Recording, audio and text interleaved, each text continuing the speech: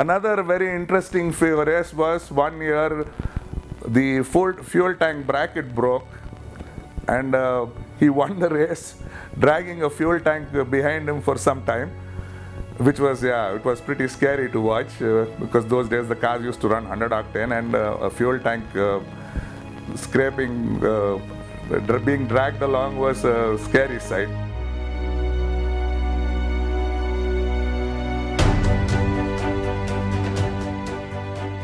This is a story about Mr. A.D. Jairam, my father, who initially started his career as a test pilot. His ride to work used to be a Vincent HRD 1000, and I guess the combination of flying and this motorcycle needed a passion in his need for speed. He and his three friends, Mr. Fred Webb and Mr. Clive Doughton, also had their own 1000cc motorcycles, and their evening hangout used to be somewhere on MG Road, which invariably ended in a drag race or racing around that MG Road corner somewhere. This passion of racing started the Bangalore Motorcycle Club in 1949, which was started by these three people, which soon grew to about 30 or 40 members who also had big motorcycles. And they used to have their own private racing in and around the streets of Bangalore or on the outskirts of town. This, once the number of members increased, the Bangalore Motorcycle Club, expanded into the Bangalore Motorsports Club in 51. And from then on, they used to have their regular races in the Yelahanka circuit. It was an airstrip just on the outskirts of Bangalore, which had both car and motorcycle races, which they had for many years. The same three friends who used to race 1000cc bikes also imported their own MGTCs. They had, at that point in time, if my memory is correct, they had about 6 or 7 MGTCs which they used to race along. This was raced in Yelahanka, in Sholavaram, and in Barakpur for many years. The MGTC for my dad graduated to the MGA twin cam for a very, very short period. It was a car which was brought from Sri Lanka, and it had to go back or something like that, which I'm not 100% sure of. So the MGA was raced for only few years. After this, he started racing the standard Super 10. This used to be originally run in Group 2 trim. It was in 58. This was run in Group 2 trim with cams and closed ratio box and an overdrive.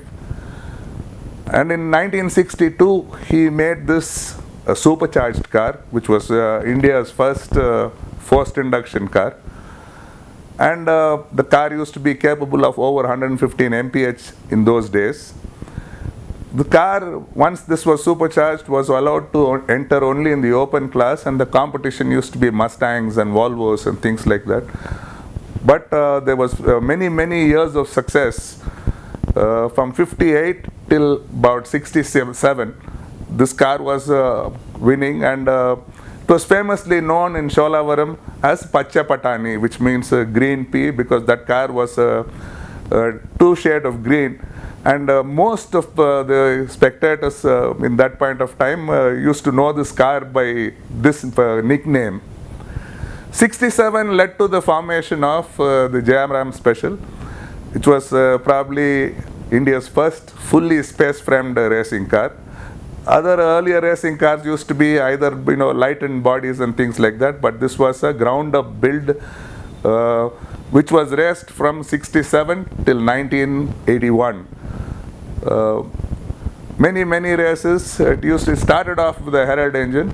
After that, it went to a modified Triumph 1360. And the most famous race, which probably many would remember, is the race with Maharaj Kumar of Vadwan in an E-type Jaguar. It had both, they raced both the short race and the GP. In the short race, the Jairam Special won. And then after that, to probably light in weight. The E-type Jaguar, they removed the bonnet, etc. But in spite of that, the Herald engine special was faster than the Jag. And that was probably one very famous race in Sholavaram, which I don't think anybody will forget. Another very interesting race was one year the fuel tank bracket broke, and he won the race dragging a fuel tank behind him for some time, which was, it was pretty scary to watch because those days the cars used to run 100 octane, and a fuel tank scraping, being dragged along was a scary sight. But yeah, I mean, it happened luckily, I think 1 or 2 laps before the finish, where he managed to finish it as it is. At this point, I'd like to introduce my mother, Shashikala Jayaram, who also used to race the Standard 10 and the Group 2 Heralds in Sholavaram. She, with my dad, have entered many rallies, especially the South India rallies, which was at that point of time one of those famous rallies. My mom used to drive, dad used to navigate. He used to, once this they used to do in the Standard Super 10. A highlight of my mom's rallying career with dad, where she used to drive the Standard 10, was a competitive stage in Munnar, where they were racing with Nazir Hussain in a Group 2 Herald. Both these people, my dad started 2 minutes, my mom started 2 minutes behind them, but caught up with these people, and after that it was a mad race through Munnar, a stage which they won. After which I think my mom said, look, I remember she coming and telling that we have children at home, and so this kind of driving, if we do some more, we will kill ourselves. And that was one memory which stays probably planted in my head. After that, my dad, along with his brothers, I would like to introduce again Mr. T.V. Ramachandran, Mr. A.D. Srikantan, and a friend, Mr. K. Jeevan Kumar.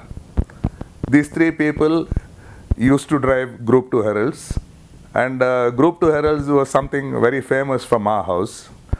So they've rallied the Heralds, they've rallied ambassadors, and my dad, along with his brothers, also winners of the K1000 1977. And they participated in the All India Highway Motor Rally. They drove the Western India Rally, which was the All India Highway Motor Rally, and the Western India Rally was one of the big rallies in the yesteryear, going, which was starting from Madras, going all the way up north, and running over 5 or 7 days, one of those biggest rallies. Mr. A.D. Srikantan then built, with my dad, the Formula Indians. He built quite a few cars. I can recall he built it for Dr. Sabu, for Mr. V.C. Srikanth, Saukar Srinath, Bharat Parikh, and himself. And this was the Formula Indian Herald engines. It used to be a great sight to watch these cars go in a convoy from our house. It used to be my dad's special. Then these 2 Formula Indians, 3 Group 2 Heralds, and some more of the friend, one or 2 more other cars. And these cars used to be driven down all the way to Sholavaram faithfully every year. And then there's another famous visitor we used to pick up. This guy used to be, his name is Vicky Chandok, which most of you know. He used to be always standing in the Pulmonaire bus stand. My dad used to pick him up. We used to go to the races. And then on the way back, he used to get dropped off again in Pulmonaire. This convoy used to go very, very peacefully all the way till it reached the base of Pulmonaire. And the Pulmonaire Ghats, it used to become, a free-for-all gumball race. That Ghat section, and you will find the specials going away and the Group 2 cars chasing them. It used to be, a private run at very high speeds going through Pulmonaire Ghats, proper racing cars running racing fuel. And yeah, I mean, those days the traffic wasn't anywhere near what it was, so I think people survived without anything major.